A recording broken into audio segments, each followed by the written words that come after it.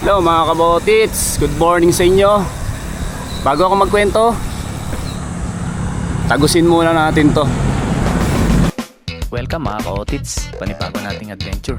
Ngayong araw na ito, lilibutin natin ang bayan ng Malolos, pangsilipin ng mga landmark na maaari ninyong maggabay kung sakaling mamutadpad kayo dito sa Bulacan. Magandang panahon, tamang-tama para magbike. Kaya tara, let's go! Good morning mga kabotits. Mapapansin nyo, no? Tinagos natin yung tulay na yun. And Lex. Syempre, kung mapapansin nyo ngayon, bike lang ako. Bakit? Teka, papaliwanag ako kung bakit, ha? At naisip ko, exercise. Exercise to. Ito yung may sense sa akin na cardio. Para sa akin, mas efficient sa akin to kasi hindi tayo pwedeng laging tatakbo, jogging. Kasi mapupuwersa yung tuhod natin eh. Bilang isang ka-otits, pag ka-otits ka na talaga, iingatan mo na yung tuhod mo eh. Alam nyo na yun kung bakit tatagtag, baka rumupok sa wheelchair tayo mauwi dito. Kung magbi-brisk walk naman, okay din naman eh. Problema, lakad-lakad ka, lalakad ka eh, alam yung pag-uwi mo, pagod ka na. Magko-commute ka, kaya sa akin yung commute. Sa mahal ba naman ng pamasahe? Grabe. Pag nag-tricycle ka sa amin, babayaran mo, para ka nag-grab. Ang mahal. Sa jeep naman, siyempre, siksikan, pawis ka na. May biyahe naman yun. So, bike tayo. Pinaka magaganda. Cardio na. Tipid pa.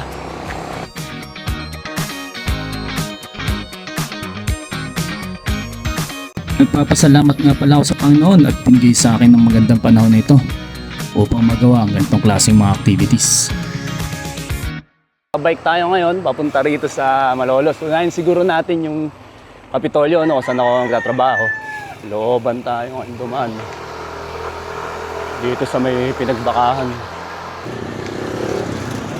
Tatawid tayo dito sa Asian Land. Shortcutan to eh. Yan na, yung mga nakamotor. Yun siya, kaliwa, patubig. Tapos yung bandang kanan, buhay rin yan. Anong nagawa rito at maraming debris.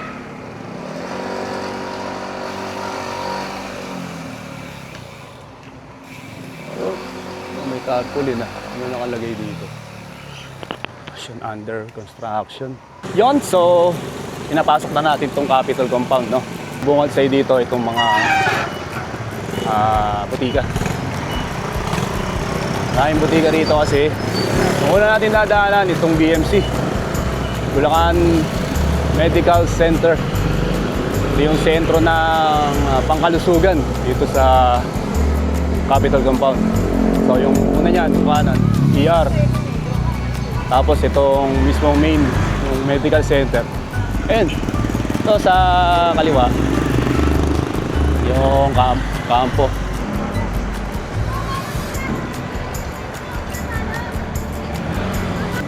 Ngayon, nasa kaliwa natin itong CIDG.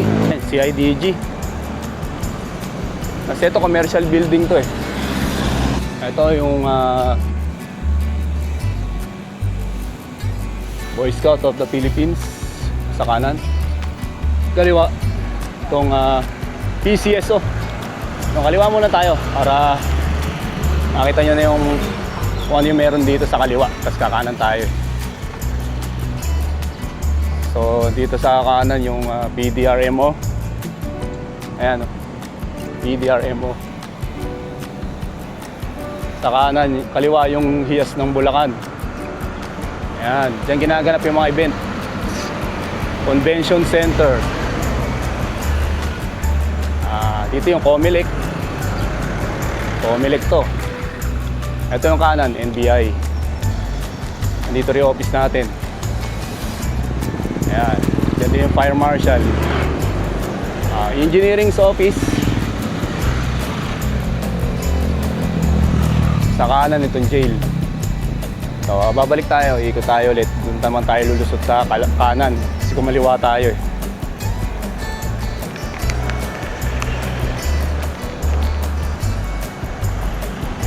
Whoop! Balik tayo. Tatagusin natin yung kanan kasi kumaliwa tayo. Yun yung papuntang BSU din. Tapos ang labas mo sa harap ng Kapitolyo. Ito yung kanan naman, kanan na to, BSU to. Hindi ko alam kung anong gate 2 yata to eh. Gate 1 kasi nandun sa harap sa may MacArthur. Nandito yung forest. Ito yung sa kaliwa. Itong Red Cross. Yung kanan niya, gym. Okay tayo dito. Pa tayo dito.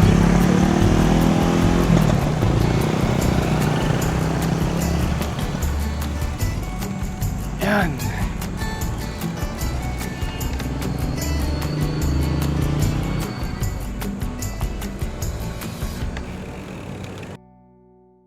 Dito tayo ngayon sa may ang Kapitolyo ng Bulacan. Ito ang monumento ni Gregorio del Pilar. Ito natin, ayan.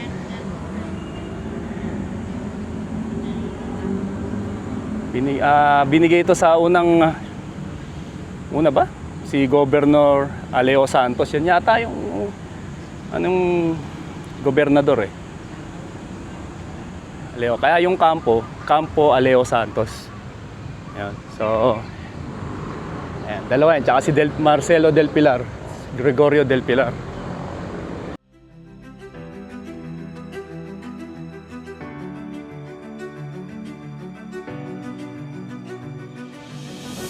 Ang Kapitolyong Panlalawigan ng Bulacan ay tinayo noong 1930 sa panahon ng pamamahala ni Gobernador Jose Padilla Sr. ng Bulacan sa isang lupang ipinagkaloob ng Kastinang Amerikano na si Antonio Bautista.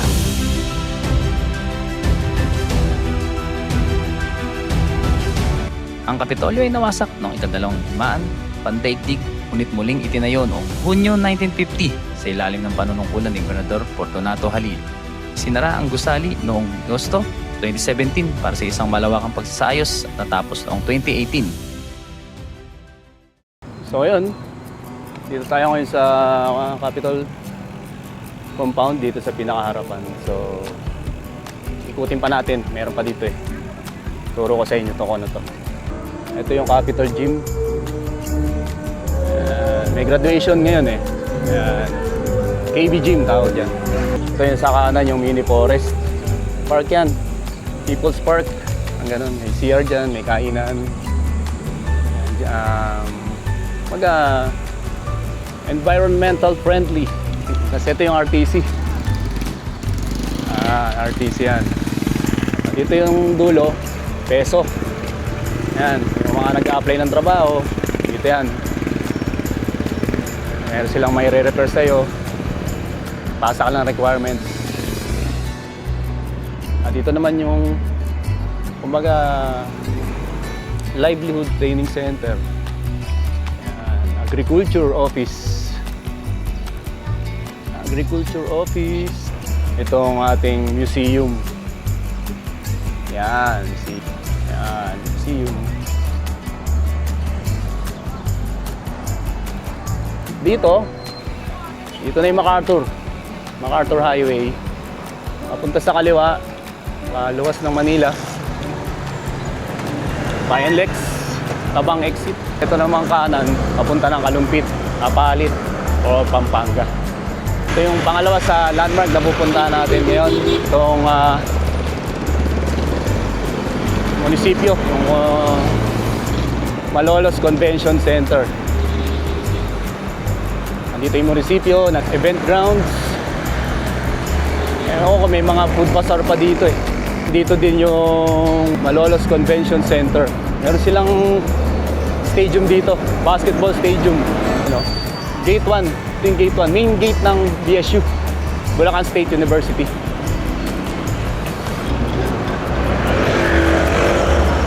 Mga ilang metro lang mula dun sa BSU. Diretso ka lang. So ito, makakarating ka na sa Malolos Convention Center.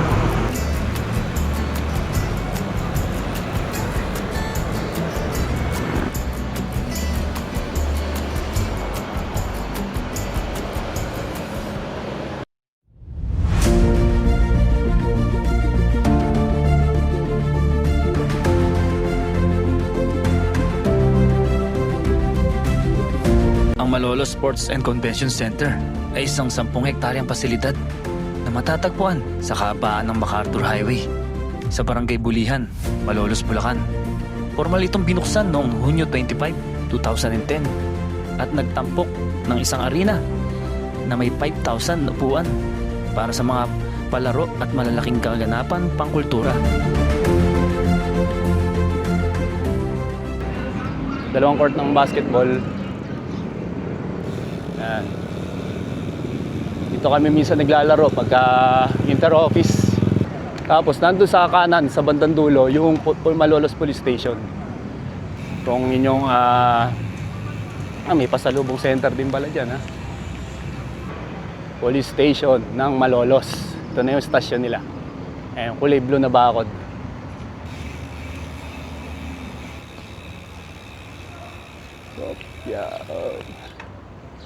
Yan.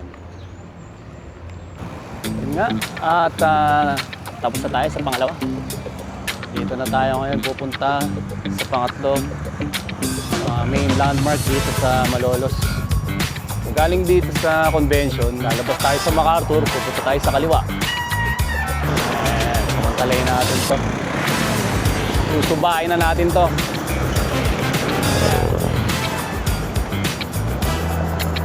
Alright. Babalik tayo dun sa crossing.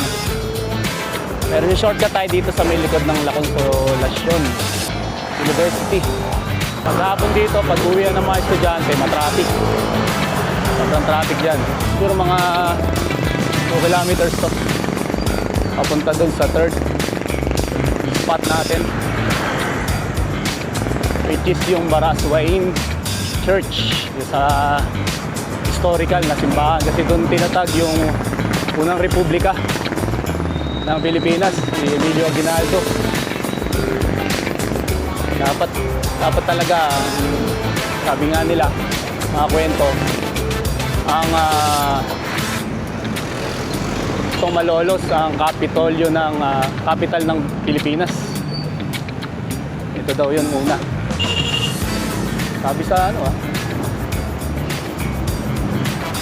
Ayan, traffic dito.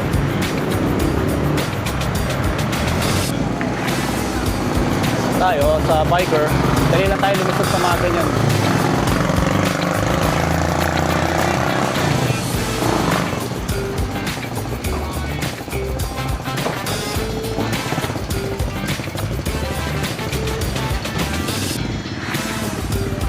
Tatlo na tayo. Malupak, ani. Ito yung 8th hospital. Diretso lang tayo. Bago lang itong hospital na to, yung Ace branch dito sa Malolos. Ngayon, pag kumanang ka dyan, Lasople Diversion Road, papunta ng Paumbong yan, tsaka Hagonoy. Hindi naman yung Hagonoy, di ba? Baha, high tide, lubog sa baha. Pag diretso tayo, dito tayo ngayon, diretso na to. Ang daming tao ron meron dun. Ang tao ron. Oh. Ayun, Barangay Katmon pala ito. Ang Barangay Katmon kasi nabasa ko dun sa barangay hall nila. Katmon, Malolos, Bulacan. G na yan. Mas muna tayo dito. Tayo makakatagos din. Regina yan University. Regina Carmeli College. Ano din yan? Part din ng La Consolacion yung dati yung pangalan yun, Regina. Ginawa ng Laco. Ginawa siyang university.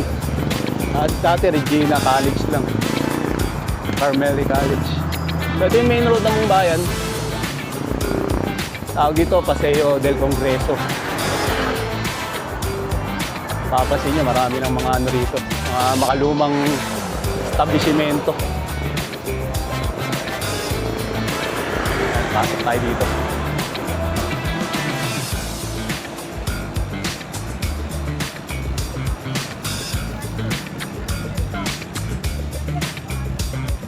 Yeah. Ay, sa back door.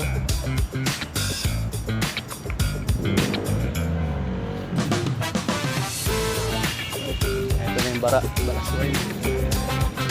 Hindi bukas siya. Ano?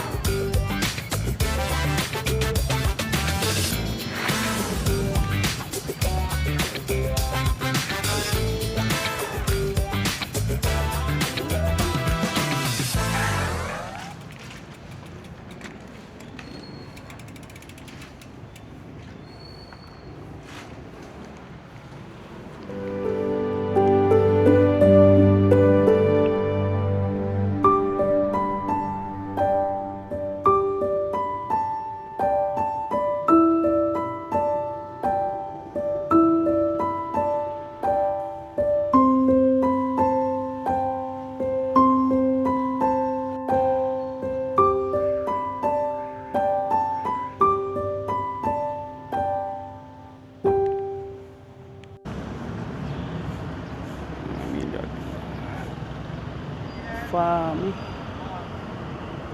Yan ang rebulto ni Emilio Aguinaldo. Ito yung flagpole nila.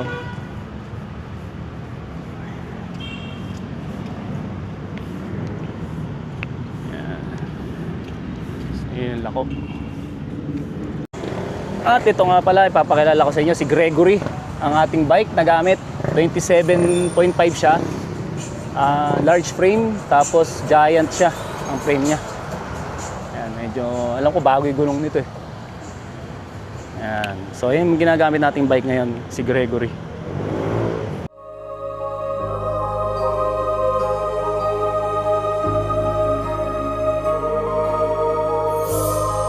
Ang parokya ng Nuestra Señora del Carmen, nakilala rin bilang simbahan ng Baraswain, ay isang simbahang Romano-Katoliko na itinayo noong 1888 sa Malolos, Bulacan. Ito ay nasa ilalim ng saklaw ng Diocese ng Malolos at may humigit kumulang 42 kilometro ang layo mula sa Maynila dahil sa pagkakakilala rito bilang duyan ng demokrasya. Sa Silangan, ang pinakamahalagang reliyosong gusali sa Pilipinas at ang Pook kung saan itinatag ang unang Republika ng Pilipinas. At mula po dito sa bayan ng Malolos, ako po si Russell at nagpapasalamat po ako sa mga sumama sa aking adventure ngayon. Hanggang sa susunod po nating ulit na video. Paalam!